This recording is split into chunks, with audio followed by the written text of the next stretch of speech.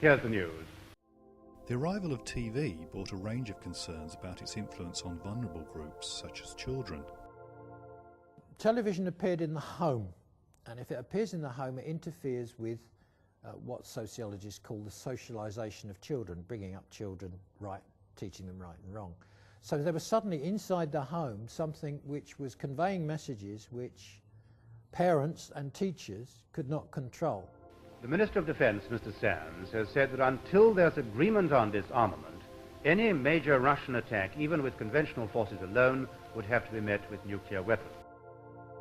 Suddenly we had the children being exposed to people and ideas and images which the school hadn't approved of and the parents hadn't seen beforehand. If you want to give your child a book, you can look at the book and decide if it's suitable before you give it to the child. But if the child's watching a TV programme, unless you know what's in the TV programme, you have no control.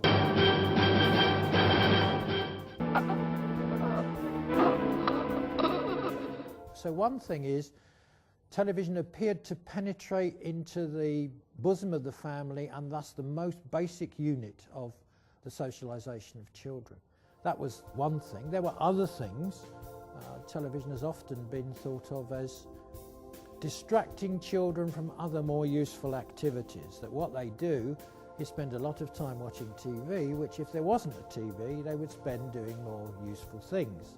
Things like playing out, playing sport, mixing with their peers, and the one that critics really love is reading a book. If only they would, though I have said this to my own children, well, if you would stop watching that rubbish on TV and read a good book, you'd probably learn something.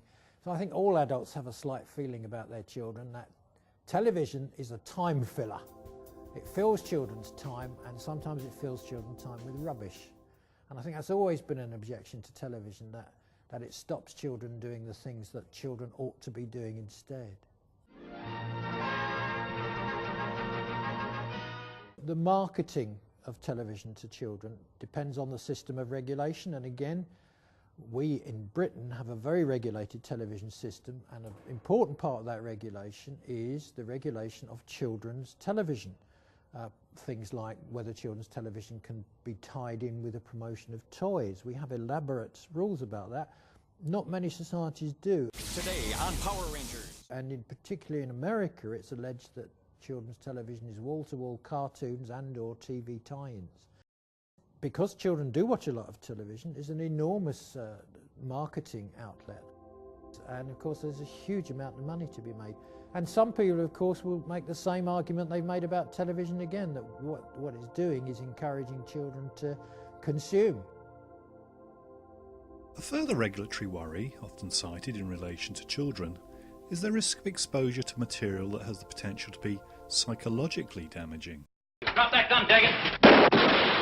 Violence on television has always been a problem, and the more so because the regulation of violence has got less over the years. We still have what's called the 9 o'clock watershed, which may be a fiction for us, but is important to television and its regulators, that nothing should be shown before 9 o'clock which is unsuitable for children. Why don't you tell me what you'd like to do? Which means children stay up till 10 o'clock and beyond. But at least the regulators say, well, that's a parental decision, right? We're saying to you as parents that we will not show anything before 9 o'clock which we consider to be unsuitable for children. And in practice that tends to be applied more to violence than to sex, though even overt sex tends to be after the 9 o'clock watershed. So there is an attempt to protect children from seeing violence. That's based, I think, on two ideas. Well, one objection is that if children see violence, they will imitate it. So if they see, and again, it's that visual thing again. If you read it, it's one thing. If you see it, you're more likely to imitate it.